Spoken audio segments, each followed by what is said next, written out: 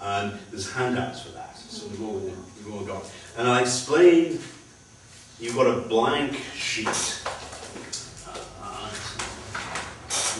Fire. So I'll explain this. So this is from one of my books. I don't have many books, but this is one of them, that I wrote to help people market a professional practice. So it's Marketing Solutions, how to grow your professional practice. Influence plus integrity, mastering keys to success. And how a process for helping people to buy. So you have the handout of this, and then also a blank where you can write in your answers. Okay, so it's an excerpt from the book. Yeah. So each person gets 3? Oh, no, just take one. Okay. Just take one and pass it on. Yeah.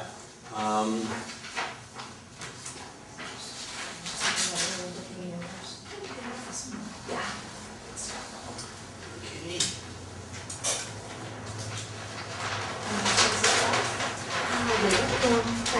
Okay. Okay, fine, I'll buy the Amway, just bring it in. Yeah. What do you mean? No. Always like this pyramid The thing. pyramid thing, and they always hand out like a little sheet. Oh, okay. Yeah, I'm with it now. I was like, You have to give us $500 each, Yeah. and we'll give you something. Mind altering supplement. So you buy more stuff. Yes. So one of the things as yoga teachers is that you've gone through a training about how to run a yoga class. And you've spent hundreds of hours doing that. And so it's a process. Before you get in the room in preparation, there's what happens in the room during the class, and there's what happens afterwards as you wrap up the class. And while they're in the room, they're moving, people are moving from one pose to the next. There's a flow. So how many hundreds of hours have you spent learning how to facilitate that process? I've done, almost 400 hours now. Yeah. And how many hundreds of hours have you spent doing that? Teaching, being in a class. Actually, before you became a teacher, doing the process. Oh wow, like, I don't know, 6, 7 years? Yes. Yeah. And most of you got that same sort of thing? not quite as much. But it's, yeah. So you're in this process, and you spent hundreds of hours learning this process. But what about the process of bringing somebody to yoga? In other words, marketing or getting people to come into the room. How much time have you spent learning that? Probably none. I think. Very little. Yeah. And maybe what you have learned is sort of doesn't sit well with you. Yes. So how many people, what's your attitude about selling? That's one of the questions. It's probably the hardest thing about it. Yeah. So what we're going to do is no selling. Right?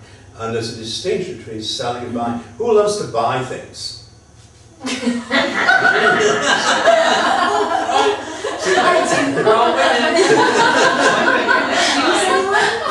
Programmed that way. Yeah. Most people love buying, and most people hate selling.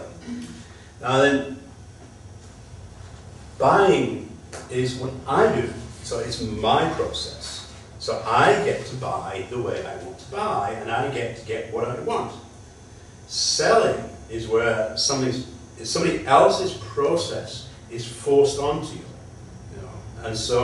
And you hate forcing people to do something. And then there's always rejection. And rejection, right. So, that all sucks. It's not needed at all. The opposite of this is simply, I am here to help people to buy. And I'm here to help people discover how to heal themselves. So this process is essentially the same process that's happening in the room, where you're helping people to heal and learn, or you're doing it out of the room, in the world, where people don't know much about yoga. They might not understand it. Okay? So essentially what this process is what you already know in the room and have never thought to apply outside of the room. And it's not about selling, it's about helping people to discover and buy. So you can enjoy it and have fun and not feel rejected. You may find that people don't hear you sometimes, but they're actually not rejecting you. Okay? So you can be authentic. Right? That's the other thing that's important. You just want to be yourself, you want to have fun, you want to teach, you want to talk. So this is a process where you can be authentic, where you're helping people, and you actually already know the process in the room, so it's nothing new for you. However, it's probably a little bit different words and a little bit different sort of story, but you know a lot of this. So the beginning is where people are not aware of yoga and have no need for it, right?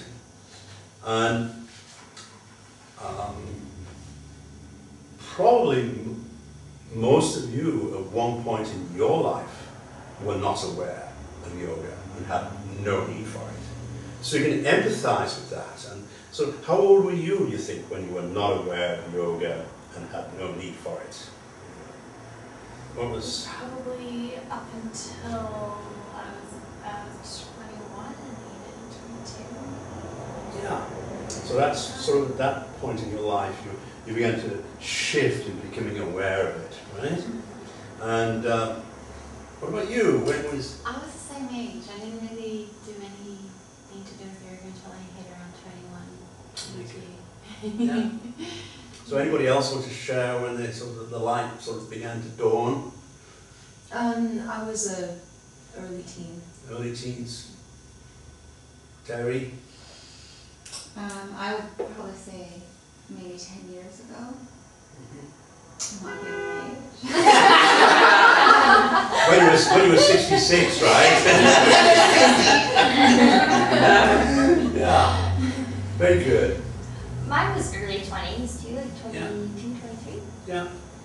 Mine was like at 30s. Like I knew about yoga, and I was actually, when I was teaching martial arts, I started teaching at about 22, 23. Yeah. When I became a black belt, and I was actually teaching yoga and I didn't know it. I had a student that did yoga, and they came to my classes like for the first time, and I went, "Sensei, you're teaching yoga. Like, why? You'd be such a great yoga teacher." It was one of my students that told me I'd be a good. I'm like, yoga. Yoga's for sissies. Yoga's not for martial artists. Come on, what do you mean? You know? I can So- relate to that because I felt like I was practicing, particularly yin, when I was preparing for like dance practice or performances. Like I would hold pose, or like at the time I was thinking of stretch. Yeah, me too. For like X amount of time, and you naturally, without even knowing it, I was already getting into that meditative state, you know, of that pure present moment awareness, and like, even at the time I didn't really know that's what I was doing, but I knew how I felt, like I felt so good just from that, and then it just started like, oh, that's what I'm doing, you know, when I started learning to breathe. Well, and I was teaching breath all the time, because martial artists don't know how to breathe. They'll spar and they hold their breath. You know what I mean? It's just all about holding your breath all the time, you know? And it's like, no, like, I mean, if you look back to yoga, and then when I started yoga philosophy, I went, my goodness, martial arts came from yoga. Yeah. That yoga was around for 5,000 years, so, like, literally, that was the base of everything. So the thing is then, that you know what you were like before you sort of really knew about yoga and what you thought, what you know, it's for sissies or whatever. And so the question is, how do you handle somebody who's at that stage of their relationship and understanding of yoga? You'd handle them like you'd have handled yourself when you were 21, right, or whenever. So you've got to sort of step into their shoes, and one of the things is to be remarkable, right, and to inspire them and allow them, right, so that's, you know, the sort of place to be in when you're meeting people. And again, the people, when you're 21, you feel isolated, right? Nobody understands me. The world sucks. And so you want to feel seen and heard and loved. You want to feel understood. So when you are meeting somebody who doesn't know about yoga, they need to feel understood. They want to establish feeling rapport with you. Okay? And so we'll actually do quite a lot of work. I'm going to give you some tools about how to establish rapport. And you already know quite a bit about it, I'm sure. That is the key, to be remarkable, allow, inspire, establish rapport. And encourage them to open up, right? And get them talking, right? And so then really begin to have hope. The first step of the journey is having hope. This might help me. Right? And they begin to say, oh, I have these issues, and I need, the fact that, I sort of drink so much and I can't stop, I need help with it or whatever, So they start to recognize that they have a need and they need help, and they have hope that what you offer can help them. And it's very easy, once they have this sort of hope beginning to sort of dawn, it's very easy to help people. It's quite challenging to deal with somebody that's not really interested. And one of the things to do is, you need yoga, wake up! And not to get caught up in that. But just to sort of, you might try yoga sometime, here's a handout, see you next week. So not to pressure people who are essentially in denial or uninterested, but just to plant a seed and walk away. Now that they have hope, you can get enthusiastic, but they actually move from hope to doubt. The one reason why they won't take action is, yoga might help, but we as people do it. You have to chant. They have all these doubts that come up. And so the thing that you have to do with them is surface their doubts. What are your issues? And so again, it's about the rapport thing. It's finding out what they think and feel and what their issues and concerns are about doing yoga. It's not what you know. You don't know what their issues and concerns are. And you've got to talk to them and ask questions. So what might be up for you? So for you specifically, before you knew about yoga, what were your concerns about, your illusions about what it would mean you'd have to do? What were the things that stopped you? Oh, I think it's always about, I'm not flexible enough, or I'm not fit enough, or I'm not hip, one or the other, you're not flexible, fit enough, or you're not hippie enough, or Yeah. that you're not the right type, I That's guess. so common, and not having enough time or money, that's always stuff. Yeah. Yeah. Quieting the mind. There's no way I Mm-hmm. can do that because I'm just always thinking. I'll say that a lot. Yeah. Yeah. And some more. So what? It's more, meditation, that kind of thing. So now I have to start chanting mantras. You know what I mean? They have this illusion of that everyone's levitating off the cushions and that we're all, and it's Yeah. Beautiful. Sure. Yeah, I think it was when you have no idea what yoga is, it's just you kind of hear these rumors about it, and it's a religious thing, and Cultish. cultish, and I don't know about that, and then you learn a little bit more, and then it's the whole it's so expensive, and I have to spend a whole hour and 15 minutes.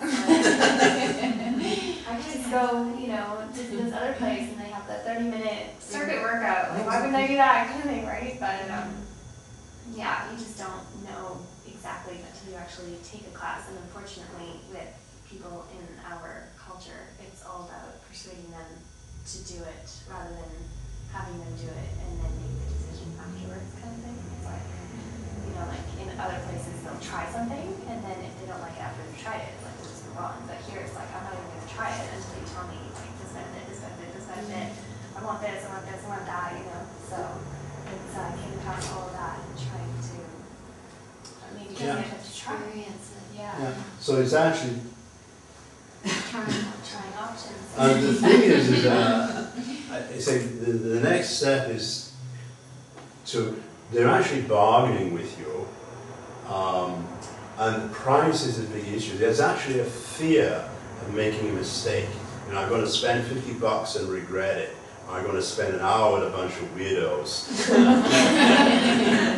You know, so there's a fear and a regret. So that there's an emotion here, hope to doubt. So actually, when they're bargaining, there's deep fear.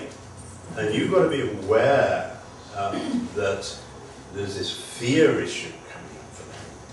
And the remedy is to make it safe for them.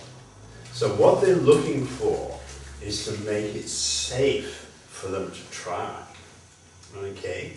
And so some of the ways are to show them a video where they're not weirdos, but they're just real people. Another way is to have a free session, you know, introductory. And then don't wear your bendy or your hippie clothes. Yeah. So that there's a variety of things that lower the risk. And you just got to sort of work through with them and find out what makes it safe for them.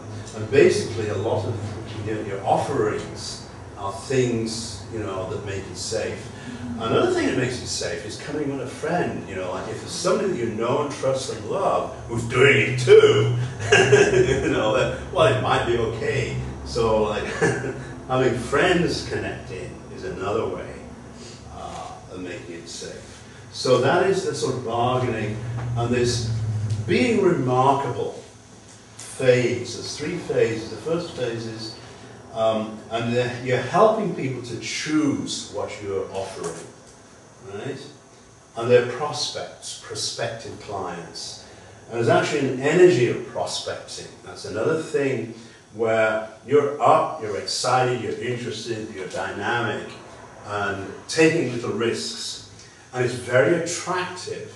So one of the things that I actually do, and you're doing and discovering, is when I want new clients, I'll sort of put my prospecting hat on, my prospecting energy on, and I go out and I'll talk to you and I'll talk to you and I'll talk to you, and then you'll buy and you'll buy and you'll buy. It's fascinating how I go off with the energy to these people, and then I'm attractive, and I actually attract people I've never met. So that the whole point is to get up there, go out, bust your buns, have fun talking with people, and you've got the energy right there.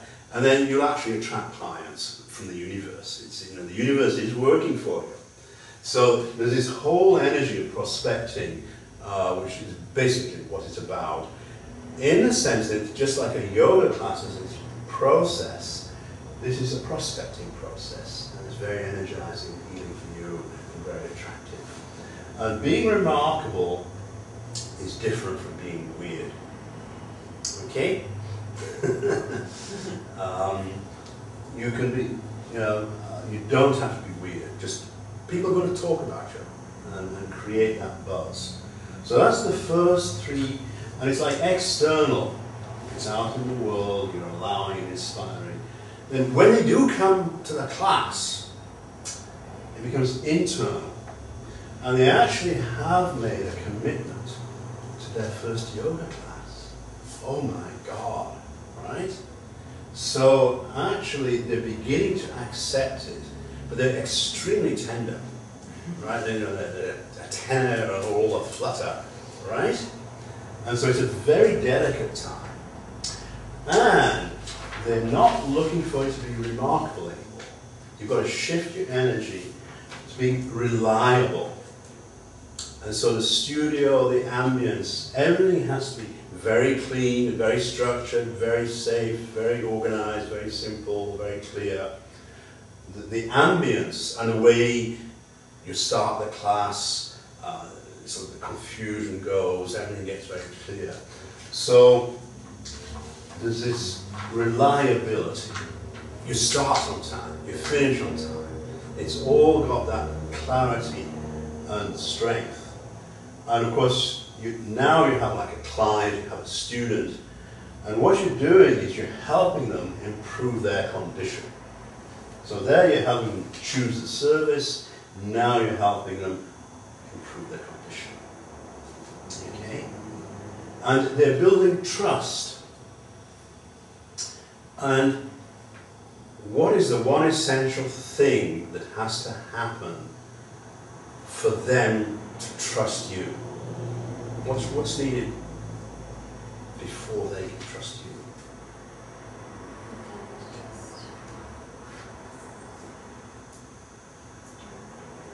Yeah, good. So, any ideas? Do you know what has to happen before they can trust you? I think you have to trust yourself. Bang on. So you have to trust yourself, and you have to know, and not just, well, maybe I do, maybe I don't trust myself. It's, I trust myself. Being confident. Yeah. So it's an embodied presence of loving yourself, actually, being authentic. Partly as a yoga teacher, but also as a person. Right? Now then, that doesn't happen when you're 5 years old. It doesn't happen when you're 10 years old. It certainly doesn't happen when you're 50 years old. It's a process that you move through, particularly basically into your 30s. You know, like when you, as you mature, you begin to know who you are and begin to trust who you are. And so a lot of what we're doing is helping you click into that sense of empowerment, trust, and an authentic presence. And then it's easy because the person that's out there, oh, she's great, she's got it, and I want it. But you're not supposed to say, I trust myself, I trust myself, I trust myself.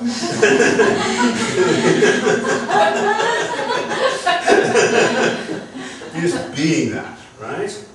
So, and it's beautiful. I mean, yoga, you know, when you're here just teaching and moving and being, it's such a beautiful like container for being trust and helping people move into trust.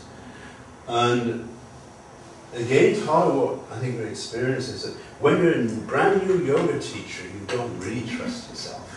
And you've got to develop that through practice.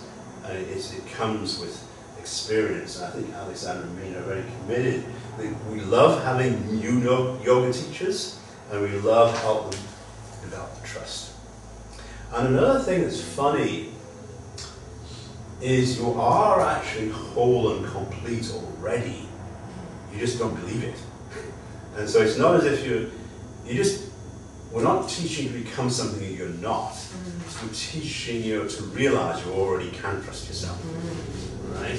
So it's just discovering what is, not adding something that isn't. Okay?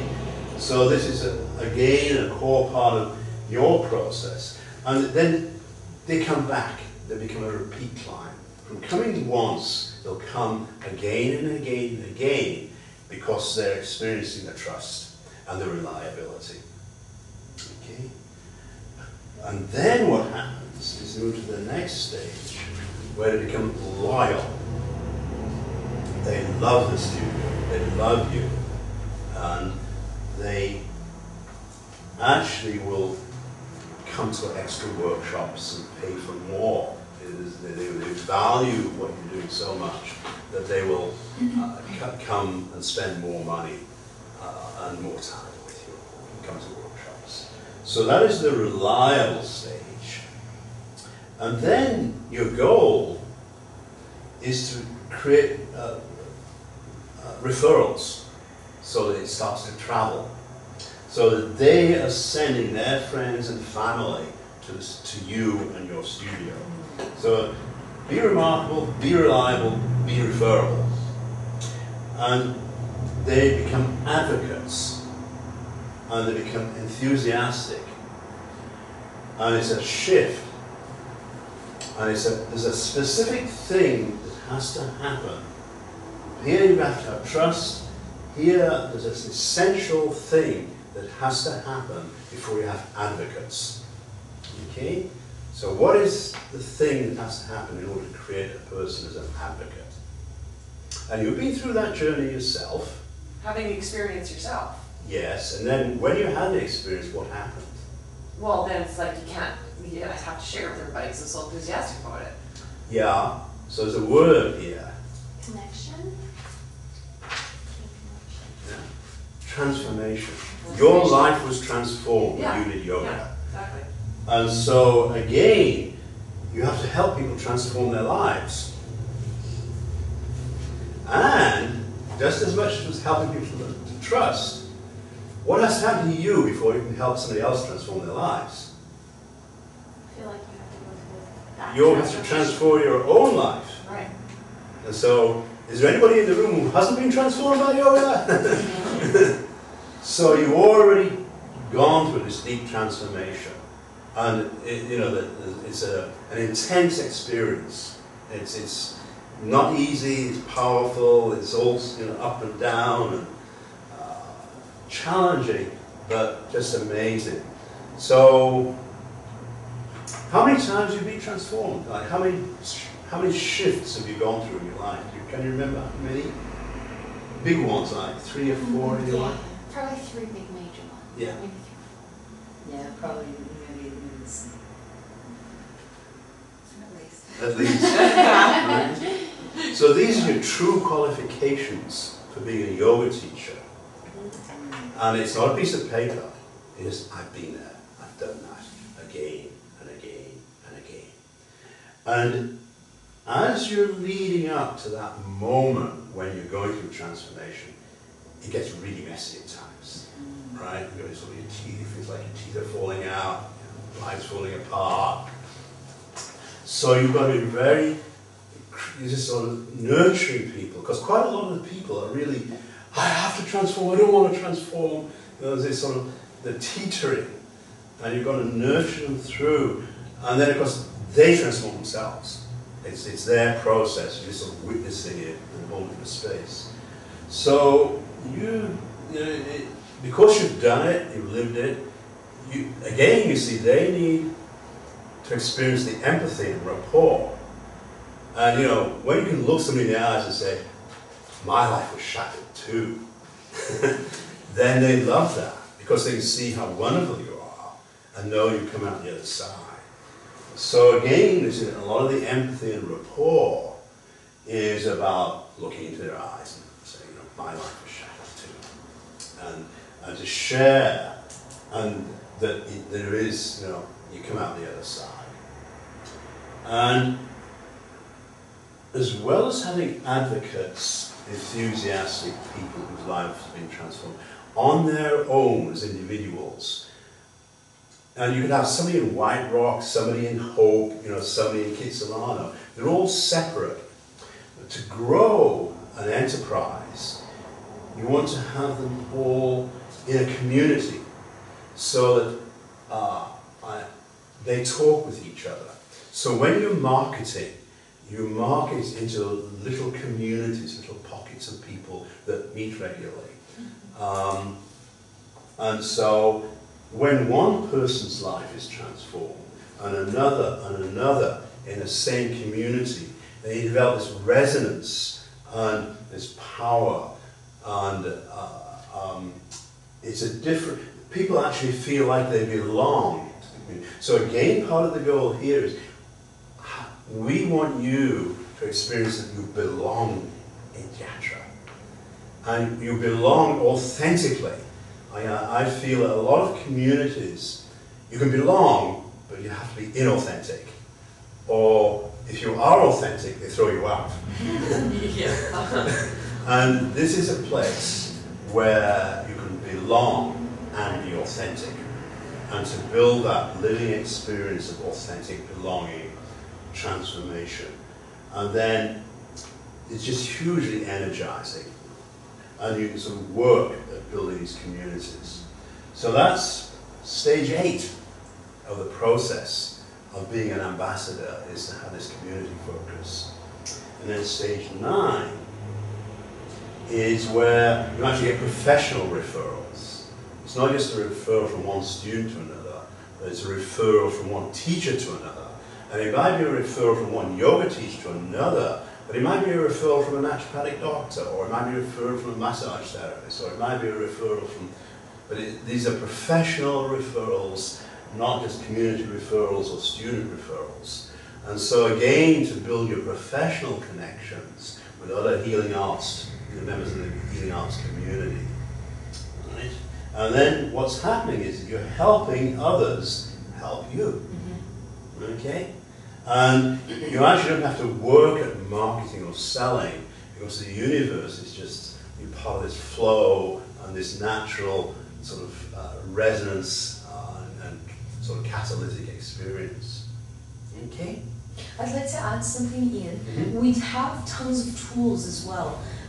We have referral cards that you can give your students, and so if they bring family members or friends in for the first time, you get a little stamp, so you just initial it, and then they get a free class, so they get rewarded for bringing people in. We have videos that we can set up.